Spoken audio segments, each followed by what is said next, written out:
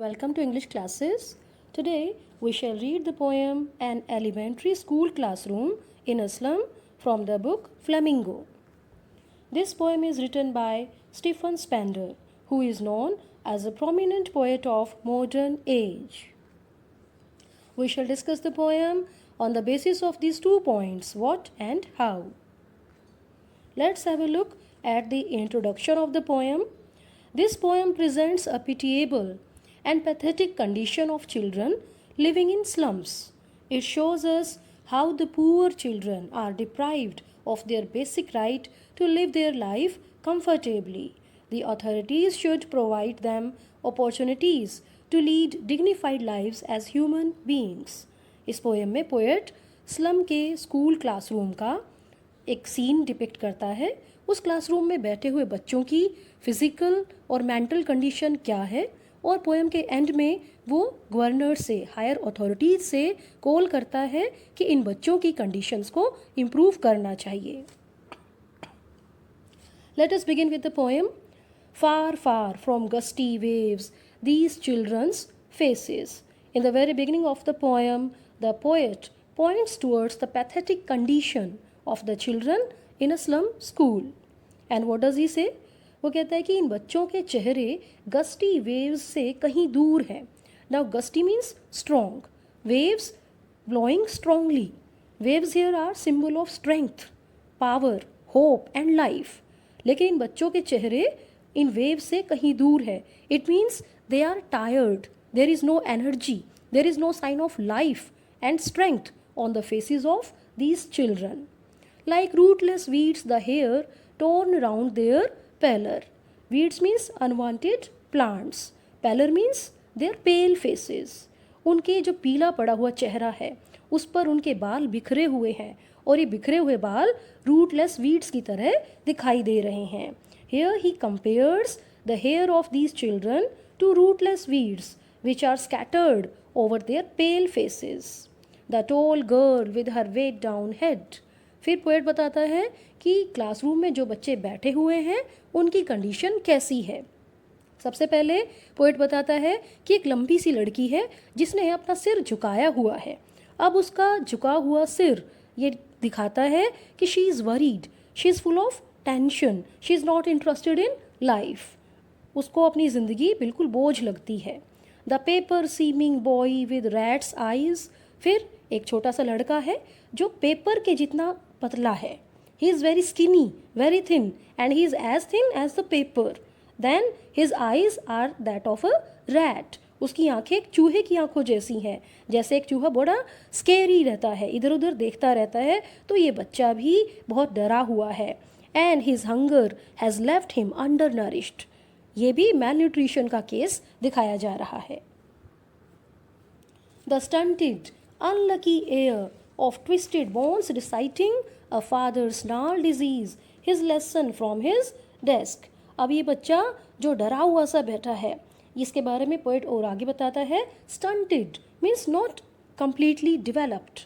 Unlucky means unfortunate. Heir means successor.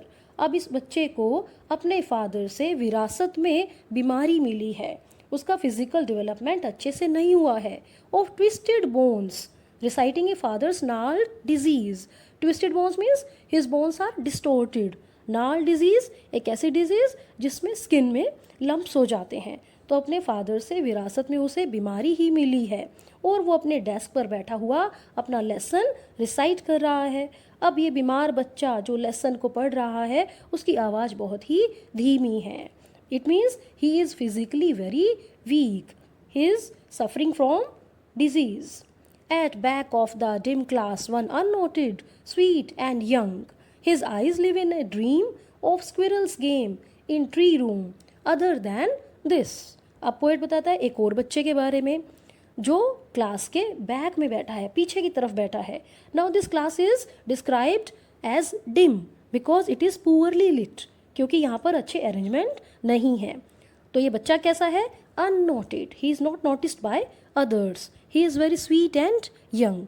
अब ये बच्चा दूसरे बच्चों से अलग है. कैसे? He is full of hopes. He tries to see dreams. क्योंकि बाकी बच्चे क्या बताए गए थे? दे आर टायर्ड, होपलेस हैं वे. तो ये बच्चा बिल्कुल ही डिफरेंट है। इस बच्चे के को देखकर लगता है कि ये अभी ज़िंदगी की समस्याओं से हारा नहीं है। He is lost in dream. और क्या सपना देख रहा है वो? Of squirrel's game in tree room. जैसे एक स्क्विरल ट्री पर मूव करती रहती है इधर उधर, तो वो ट्री ही मानो उसका रूम है। And a squirrel feels very comfortable in its tree room. तो ये बच्चा भी गिलहरी के साथ खेल रहा है। अदर देन दिस, इस क्लासरूम में नहीं बैठा है ये दूसरी ही दुनिया में पहुंचा हुआ है, और वो दुनिया है सपनों की। ऑन सोर cream walls donations Shakespeare's head. फिर पोएट इस क्लासरूम के बारे में बताता है कि क्लासरूम में क्या क्या पिक्चर्स लगी हुई हैं। So he describes the condition of the infrastructure of the school classroom. सबसे पहले वो कहता है sour cream walls. Walls are painted in lifeless cream colour. Sour cream, जैसे क्रीम का कलर जो चेंज हो जाता है जब ये स्टेल हो जाती है, तो ऐसा ही कलर दीवारों पर दिखाई दे रहा है। डोनेशंस, फिर वॉल्स पर उन लोगों के नेम्स जो हैं डिस्प्ले हो रहे हैं जिन्होंने स्कूल के लिए पैसा दिया था।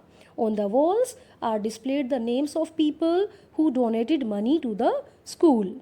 फिर रूम के कॉर्नर में शेक्सपियर का पोर्ट्रेट भी लगा हुआ है।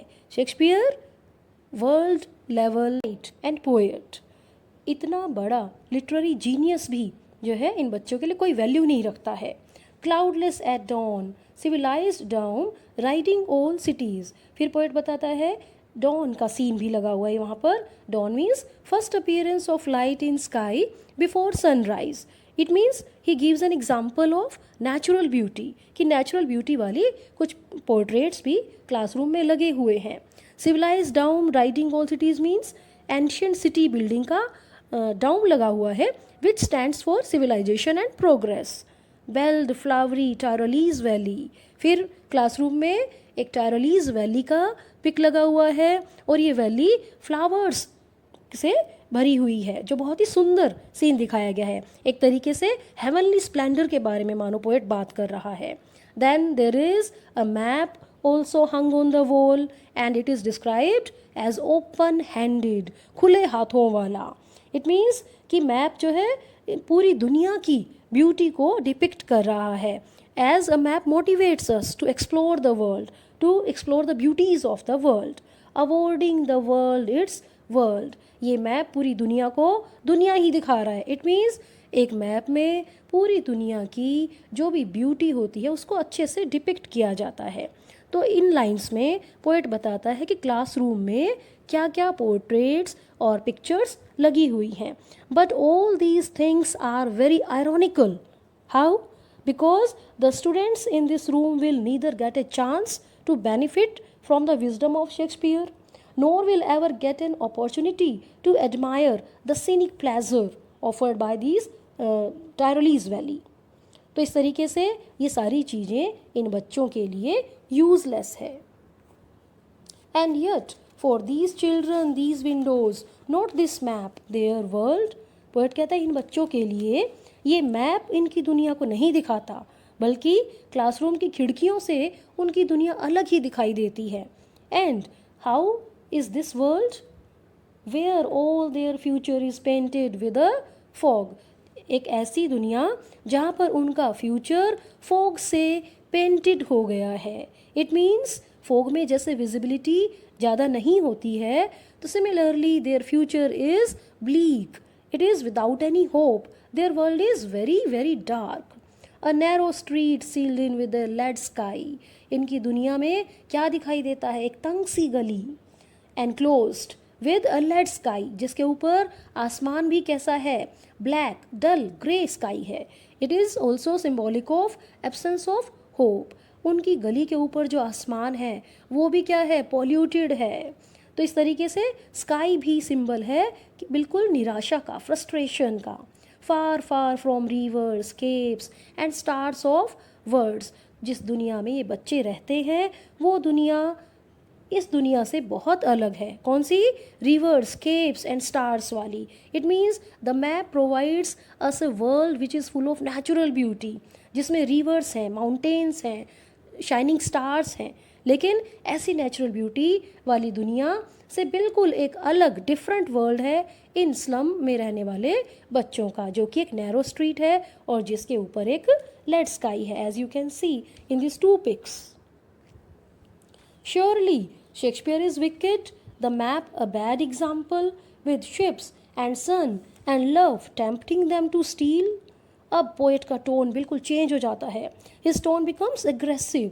वो कहते हैं Shakespeare is wicked, means Shakespeare भी यहाँ पर मीन बताया गया है. How? Because he has depicted a world of materialistic things, luxurious things in his place. तो उसने जो दुनिया में सुंदर चीज़ें हैं उनको अपने प्लेस में डिपिक्ट किया है. Here ships, sun and love, all these things are symbol of luxurious things. तो ये सारी चीज़ें इन बच्चों के लिए कोई मीनिंग नहीं रखती हैं, रादर ये तो उनको टैम्प्ट कर रही हैं चोरी करने के लिए. और इसी तरीके से the map is also a bad example, because map also depicts a very beautiful wonderful world, और ये भी उन बच्चों को चोरी करने के लिए प्रेरित करता है. जैसे एक बच्चा भूखे पेट हो और उसे बर्गर, पिज़्ज़ा या और मिठाइयों की पिक दिखाई जाएगी तो वो बच्चा उनको चोरी करने की ही कोशिश करेगा, या उसके मन में ये फीलिंग आएगी कि ये सारी चीज़ें उसे मिल जाएं. For lives that slyly turn in their cramped holes from fog to endless night, वो जिंदगियाँ यानी वो बच्चे that slyly turn secretly चुपके से चले जाते हैं अपने cramped holes में, अपने बिलों में. Means the place where they live is very dirty, very small and not having enough space for them. तो उनको उनके छोटे छोटे झुग्गी झोपड़ियों को cramped holes कहा गया है. From fog to endless night, और वे अपनी ज़िंदगी सारी यहाँ पर बिता देते हैं. From the beginning of their life to the end of their life they live in these cramped holes. Fog means starting of their life और नाइट मीन्स उनका एंड, उनकी डेथ. और ये नाइट भी देखो कैसी है, एंडलेस है, जिसका कोई अंत ही नहीं है. It means their life is full of darkness. On their slag heap these children wear skins peeped through by bones. Slag means waste material that remains after metal has been removed from rock. तो ये जहाँ पर रहते हैं वो slag heap है, कूड़े करकट का ढेर है. These children wear skins. Now see the use of words. ये बच्चे ऐसी स्किन पहनते हैं जिनमें से peeped through by bones, हड्डियाँ झाँकती हैं. It means they are very skinny. They are so thin that it appears as if their bones are peeping through the thin cover of their skin. And spectacles of steel with mended glass. फिर वे कूड़े करकट में से spectacles उठा लेते हैं जिनके frame steel के बने हुए हैं, जिनमें जो ग्लास लगा हुआ that is repaired, mended. Now these spectacles are discarded by other people like bottle bits on stones. जैसे पत्थर पर टूटी हुई बोतल के टुकड़े पड़े हों ऐसे ही ये ग्लास दिखाई देता है. It means it also shows that their life is shattered. All of their time and space are foggy slum. Poet अब इतना his frustration reaches its peak. वो कहता है कि जब इन बच्चों को अपनी सारी ज़िंदगी इन foggy slums में ही बितानी है तो क्या कर दिया जाए. So blot their maps with slums as big as doom. तो ये मैप जो सुंदर दुनिया को दिखा रहे हैं इस ब्यूटी को हटा दीजिए, इस मैप पर तो बड़े बड़े ब्लॉट लगा दीजिए. और उस ब्लॉट में क्या आएगा, स्लम्स. उन स्लम्स की पिक लगा दो. As big as doom. Doom here denotes death. Death is scary. So these slums are also scary. It means their life is worse than death. Poet ये कहना चाह रहा है यहाँ पर. Unless governor, inspector, visitor, this map becomes their window and these windows that shut upon their lives like catacombs. अब poet call करता है गवर्नर, इंस्पेक्टर, विजिटर को कि जब तक ये आगे नहीं आ जाते तब तक बच्चों की कंडीशन को इम्प्रूव नहीं किया जा सकता. He makes a call to governor, inspector and visitor. He asks them to take some steps to improve the conditions of these hungry souls. This map becomes their window.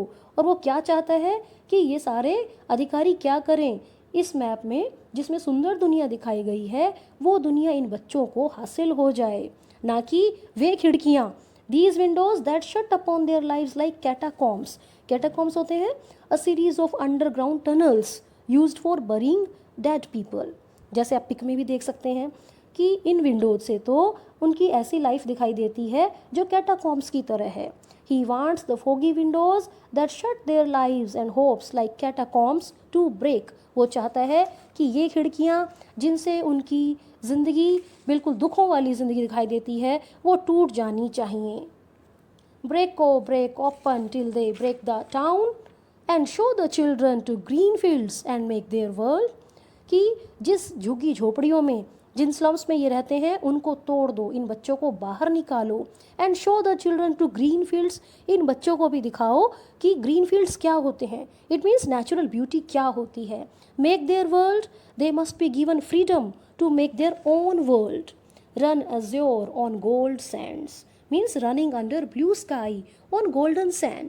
इन बच्चों को भी आज़ादी दी जाए कि ये गोल्डन सैंड पर घूमें, enjoy करें. And let their tongues run naked into books, the white and green leaves open. उनकी जीभ को दौड़ने दे. अगर इसका लिटरल मीनिंग ले कि उनकी जीभ को भी बुक्स में दौड़ने दे, it means they must be provided the right to education. उन्हें भी बहुत सारी बुक्स मिले.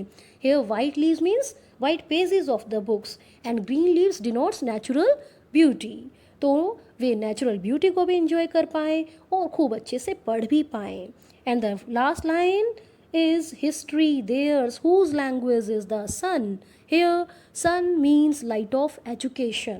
पोएट कहता है कि वे लोग जिनको एजुकेशन मिलती है, जो ट्रू सेंस में एजुकेटेड होते हैं, वही इतिहास बनाते हैं. It means it is only the educated persons who can transform the world. और जो दुनिया को ट्रांसफॉर्म कर देता है, they create a history of their own. Now let us discuss poetic devices. Use of symbols and imagery. We have discussed all these symbols and imagery while reading the poem. Gusty waves, paper seeming boy, sour cream walls, ships and suns, cramped holes, bottle bits on stones. Then use of simile like rootless weeds, जैसे बच्चों के बालों को compare किया गया था rootless weeds के साथ. Like bottle bits on stones, like catacombs, slums as big as Doom. ये मैंने और भी वीडियोस में आपको बताया था कि सिमिली में जब कंपैरिजन की जाती है तो लाइक एंड एज ये वर्ड्स यूज़ होते हैं. Then use of metaphor. Rat's eyes, बच्चे की आंखें चूहे की आंखें हैं जैसे. Father's gnarled disease, squirrel's game, tree room, lead sky, spectacles of steel. And now finally what is the message of the poem. Provide opportunity of growth to the slum children. झुग्गी झोपड़ी में रहने वाले बच्चों को भी अपॉर्चुनिटीज़ दी जाएं. Call for a holistic education for the poorest of the poor. And now I would like to conclude this poem through these lines in Hindi. पैदा होते ही जो शिकार बन गए गरीबी और भूखमरी के, क्या उनको हक है ही नहीं पढ़ने लिखने और खुले गगन तले जीने का. If you like the video, please subscribe my channel English Classes with Sheetal Sharma. Thank you very much for watching this.